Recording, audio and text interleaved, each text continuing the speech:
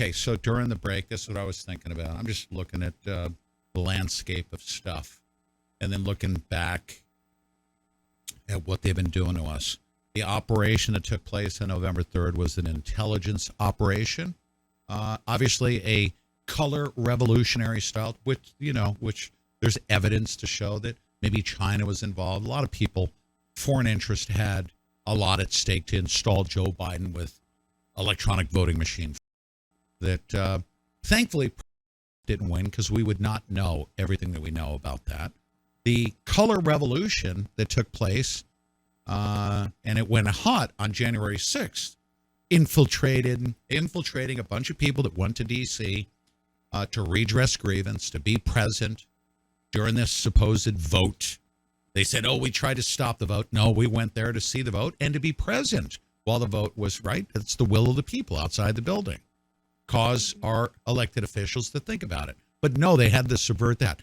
The intelligence services, well prior to that, with the fire, we had COVID, everybody had to wear a mask, we're on lockdown, except if you were talking about stuff. You were allowed to express yourself and burn buildings down in the billions and billions of dollars. The whole thing was to stoke racial division. I'm going backwards here. I haven't forgotten any of this stuff.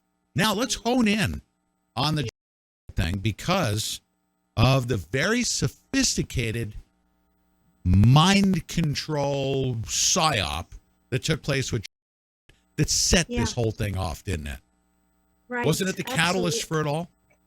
So let's also consider that the very next day, they had these protests very organized, and we went overnight from not wearing any masks to wearing masks as we are uttering the slogan, "I can't breathe," which was recirculated from Eric Garner, which was one of the first things when I saw Bridget on, I don't know, TMZ, or I don't know who she was talking to, and her t-shirt said, "I can't breathe." And I thought, oh, is that an essential shop, the printing? Who sent you that t-shirt? Is it, kitsch left over from Eric Garner? So if you hone in and you consider things like the body identification process, back in the day, if next of kin dies, you have to go in person to alert them. Now, under the Rona, of course, lots of things went to hell, and perhaps they got a call. But if you consider that the next day, a medical examiner, Andrew Baker, is slicing into, and we already have assigned Benjamin Crump, who Joel Gilbert there's no question about it, Benjamin Crump committed witness fraud in the Trayvon, if you watch hoax.